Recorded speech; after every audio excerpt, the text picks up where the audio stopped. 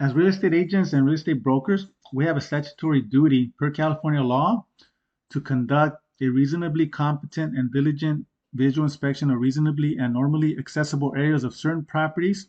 Certain properties are 1 to 4 dwelling units, residential units, such as a house, a standalone house, single family residence, a condo, even mobile homes. Okay? And that are offered for sale and then disclosed to the prospective purchaser material facts. A material fact is a defect. So a material item is a defect. So a broken window, broken tile, stains in the carpet, that kind of stuff. You're not to report anything positive about the property. So you're not going to say it has a brand new kitchen, flooring looks wonderful, the restroom is brand new. If you don't find a defect, you just put nothing noted in the bathroom. That's it. So material facts affecting the value or desirability of that property that the inspection reveals. It's unfortunate how many agents don't know how to complete this form correctly or don't complete it at all. So the purpose behind this training is to show you when to complete the form and how to complete the form properly.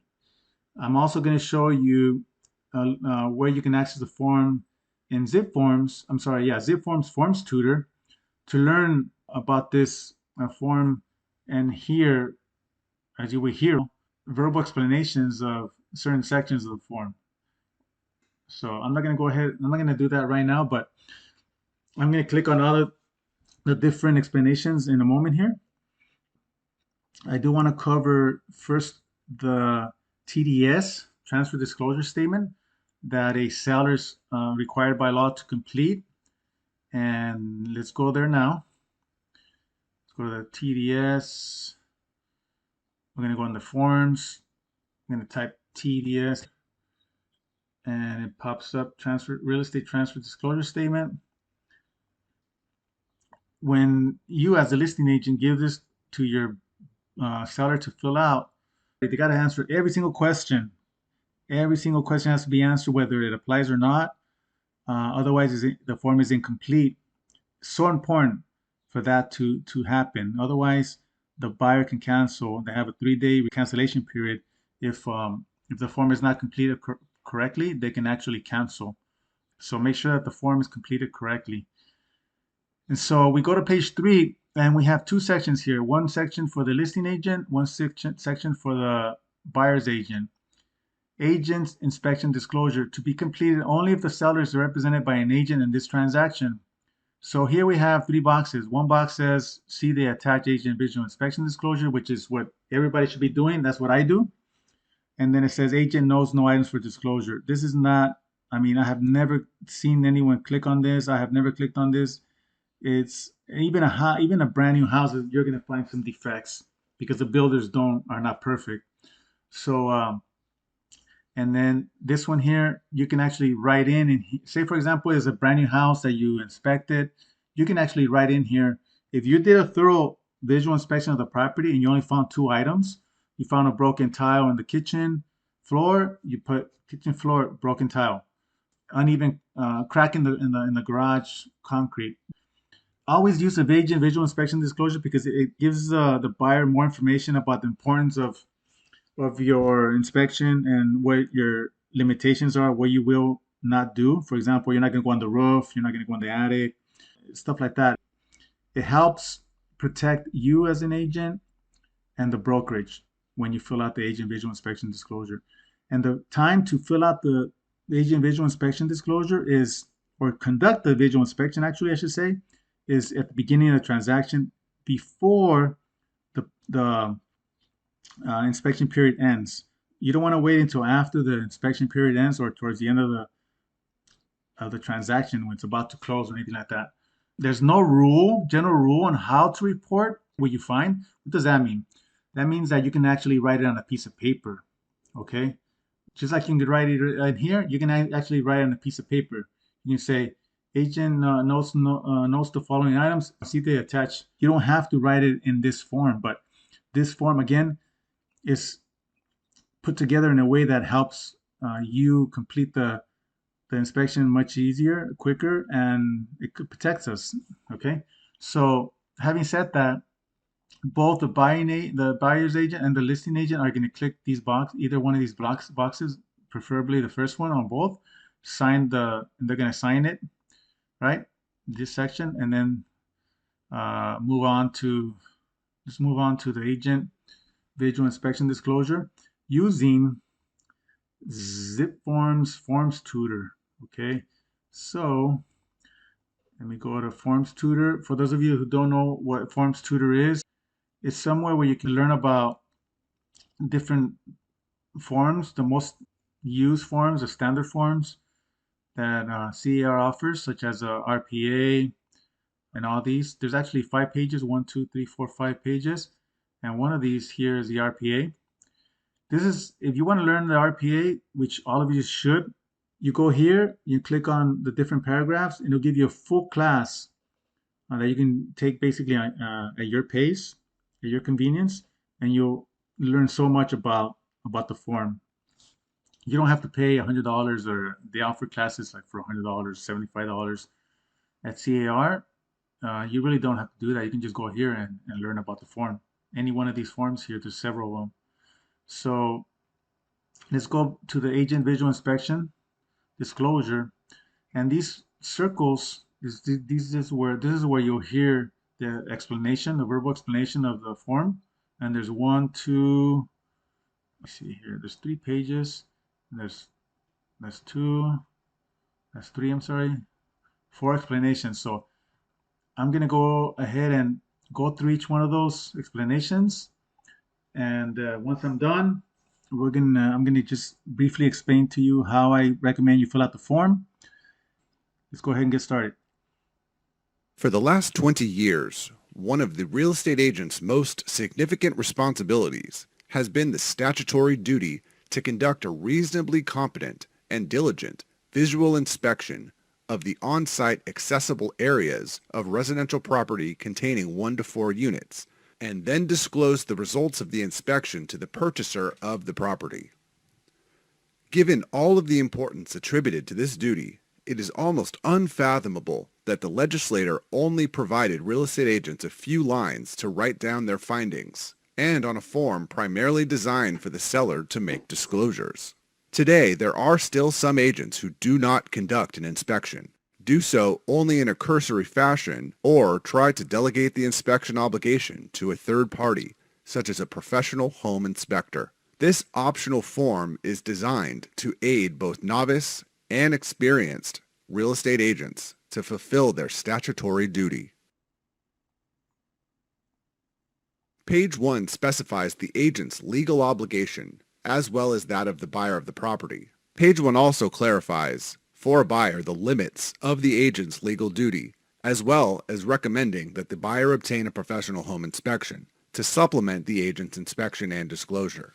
At the top of page 2, the blank lines are for identifying other persons present at the inspection, the weather conditions, and the time and date.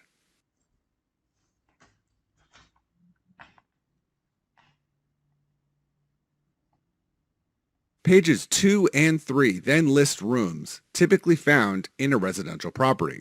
For every room that is found in the particular property, as well as the property's outside and yard, the agent should conduct a visual inspection and write down any material items that may negatively affect a buyer's decision to buy or the price the buyer is willing to pay.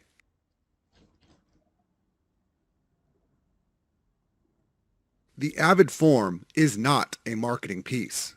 The agent should not write down positive features of the property. Its purpose is to provide a place to disclose defects about the property of which the buyer may not be aware. Agents are cautioned to be factual in their descriptions and not to analyze or attempt to determine a cause for an observed condition. Adjectives are disfavored. Words such as big, minor, and cosmetic, to name a few, may be interpreted differently by the principal or another professional and may not accurately represent the condition or its cause. Do not try to explain. Simply report. So this is one of the most important, I guess, explanations here in Forms Tutor. So you are to provide a visual inspection report disclosing defects, not pointing out positive aspects of the property, as was said here. So again, you're not going to point out anything brand new or that it was just constructed or just rehabbed. You're not going to try to analyze anything. So what does that mean? You're not going to say it's a big crack, it's a big round hole, nothing like that. So a crack, there's a crack on the wall, there's a crack on the floor, there's a stain in the concrete, there's a stain in the roof, and there's in the ceiling. There's stains underneath the sink in the bathroom. You're just going to report, not try to analyze or anything like that, okay? So I guess I'll go ahead and begin. Let me go back to the first page. Uh, I'll show you how to complete this form. So for those of you who have never used Glide, if you, it's a free benefit that we have. Glide helps you complete certain forms such as the agent visual inspection disclosure. It streamlines the process. It allows you to add photos. So you can either do it one of two ways. You could print this form and just take it to the property and fill it out there as you're walking through the property. Or you can do what I did just recently for one of my listings is I opened up my Glide application on the phone, which I already have set up my account, of course, and connected it to the zip forms. And I started the agent visual inspection using my phone and using the Glide website. It's neat because it takes you through the rooms and it allows you to, when you do find a defect, it allows you to take a photo and then it adds it to that file when you complete the inspection. So I really enjoy the process actually. It's you don't have to print any of these forms at all. The other thing about it is that on the page 2, you have to put the weather conditions and the time and all that. It automatically does it for you. So it reports the time and the weather conditions. It says sunny, 78 degrees. You just got to put who was present, if anyone. Who did the inspection is already completed because you're the one that's logging into your Glide account. So it actually streamlines the process. It makes it easier. I think you would really like to do it to do the inspection using using the Glide platform. So having said that, some of the things that you're not going to do is you're not going to go in the attic. You're not going to go move furniture. You're not going to go look for permits in the city, that kind of stuff.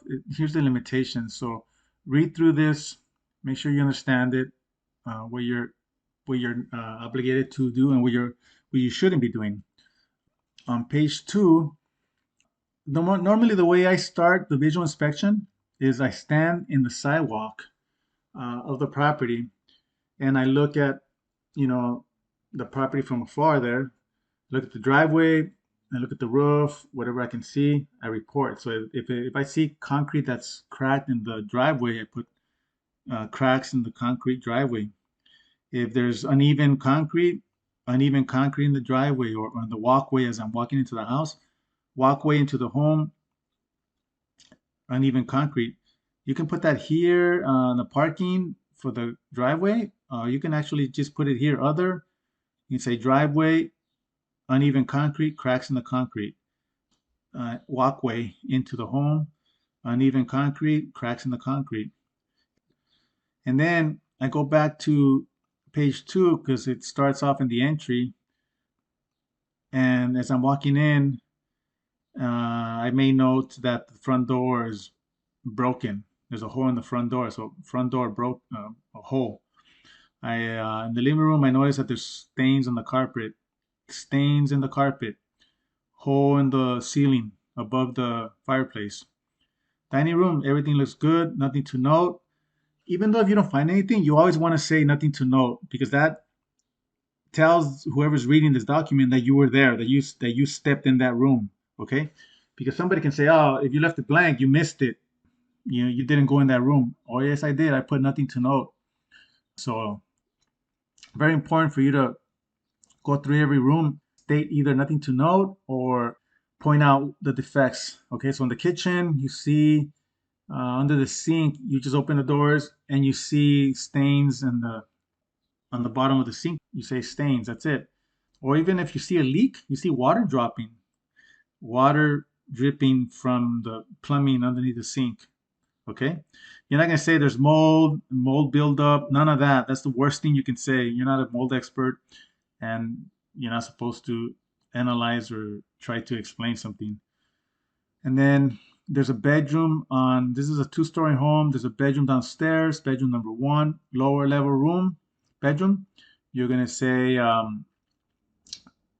missing closet door. Bedroom number two, upstairs next to the bathroom. 3 holes in the wall. You can count the holes and say there's 3 holes, or you can just say holes in the wall. 3 holes in the wall on the north wall. If you don't know north, west, east, south, and all that, you can just say 3 holes in the wall. Don't worry about it. I like to be a little bit more specific, so I'll definitely say north wall or east wall or wall next to the door on the left as I'm facing inside the room. I'm a little bit more, I explain a little bit more so that people can actually, and aside from the fact that I take photos using Glide, that's like that, you know, that's perfect. Bedroom number two, main bedroom, right? That's the master bedroom. Nothing to know. Bedroom number two, next to the stairs, and there's a broken window. Bath number one in the hallway upstairs, cracks in the tile, and then you say the bathtub has a crack as well, or has a hole, or something, whatever you find. And then there's no other bath. You can cross this out. Other room can be the laundry room. Nothing to note. We go to page 3. Here can be whatever else, whatever other rooms are included there. So say there's I don't know, there could be a storage, a shed made out of wood next to the garage in the back, right? You can say storage behind the garage. The wood is falling apart. It's deteriorating, and you add a photo to it. And then here, there's no other items, so you can just leave that blank. Garage parking. The garage, I circle it and I put here concrete cracks.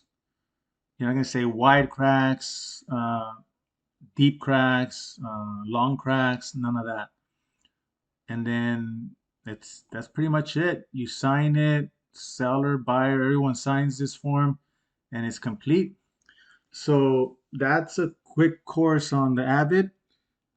When you work with the Realty Connection Group, again, you're required to fill out this form. And just to recap, the sooner you fill out the form, the better.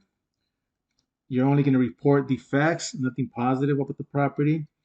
You're not going to give your opinion about any items that you find. You're not going to move anything. You're not going to go in the attic. You're not going to go in the crawl space. You're not going to go out of your way, basically, to provide to complete the inspection. You're not going to go to the city asking for reports. So the last thing that I want to show you is an AVID that I received from a broker for a property that I sold in Victorville. This person hand wrote it. Here we have it. It's all handwritten, and most of this is hard to understand.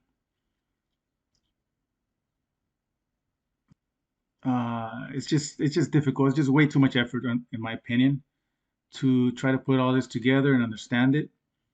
So I recommend that you handwrite it neatly, print it, or better yet, use Glide to fill it out using your phone. You're going to type it in. It's going to come out professional, presentable. And it's just, in my opinion, we need to take advantage of technology. Aside from the fact that you're going to be able to include photos of whatever it is that you're describing. That covers this course on the AVID form. If I didn't cover something, or if you have any suggestions, please let me know. If you have any questions, let me know. I'm here to learn from you as well. And thank you so much for watching.